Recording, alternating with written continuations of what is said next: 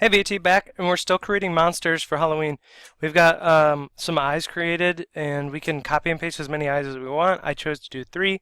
Now it's time to make some kind of a body. I've seen tutorials where people use rectangles, rounded rectangles, circles, use all kinds of different shape tools to create bodies. I'm going to use the rounded rectangle tool. The rounded rectangle tool can be used to click and drag out a rectangle. It has rounded corners, but you can make the corners more rounded by clicking up, up, up, up, up, up on the keyboard to make a more sort of pill-like a more round sort of body for our monster. The color of it right by default is white and black. I don't like that. I'm going to pick a color for the fill. I'm going to double click or go to the color palette and pick out a color for this guy. And the stroke is black. I don't like that. It's fine. Like if you want to leave the black stroke around it, that's fine. It looks very comic book like, which could be the approach that you're trying to take. I do like to, instead of using black, I do like to use a variation of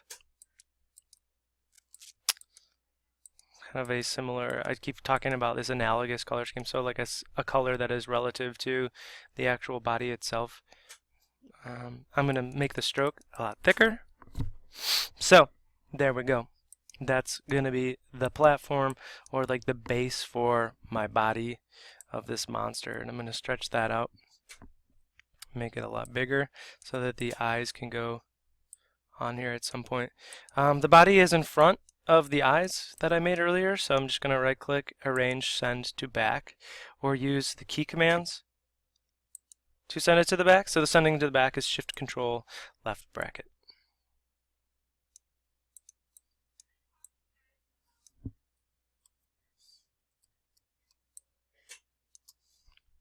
Okay, so there's the base form for my body. I think that the body could just stay this way if I wanted it to. However, I wanted to add a couple more details to the body, so things like maybe like a muffin top. Adding maybe an ellipse tool, and this will bring up an opportunity for us to talk about a couple of different tools that are helpful in Adobe Illustrator, as far as like combining shapes together to make it all one shape. So I'm thinking like at the base of this critter, there's it like kind of squishes onto the ground, so it has like a little bit of a muffin thing going on. So, but I don't like how this is two separate shapes. So I'm gonna make these two shapes go like melt together. There's a couple different ways to do that. You could open up Window and get your Pathfinder tool out, and the Pathfinder tool allows you to select multiple objects like this, and then you can unite objects together. It just grouped those images or melted those two together. It brought it to the front, so everything disappeared. So I just would arrange, send to back, so that it would go behind everything. That would be one way to create a shape. I could also edit. I'm going to go backwards, just undo, undo. I could also use, this is one of my favorite tools in CS6. Anyways, it has this tool called the Shape Builder tool, which allows you to, when you have multiple shapes selected like I do, you can click and drag a line that goes over into the next shape, and then the shapes kind of like melt together as you go. And you can also use this, let me just show, you can also use this, or actually what we'll do is we'll flatten out the bottom now. So we just melted those two shapes together. I like using either way it works, but I kind of like for quick little jobs like that, I like using the Shape Builder tool like that.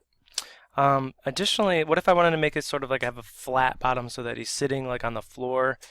I can use another shape like a rectangle that has a straight edge. Let's see if I can just kind of bring that up a little bit. And I'm going to use this shape now to cut the bottom of the shape to like flatten it all out. And I'm going to use that same tool, the shape builder tool.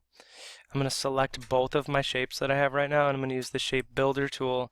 Only this time, by default, the shape builder tool adds to the shape, and it has a plus next to the cursor. But if I hold down Alt, it can become the opposite of that, and it takes away things from your selection. So now I just cut that bottom off, so now he's kind of like flat, like he's going to be sitting on the floor. I am going to add horns, a mouth, maybe some arms. I'm going to do that in the next tutorial. I hope you enjoyed this one. Thanks for watching.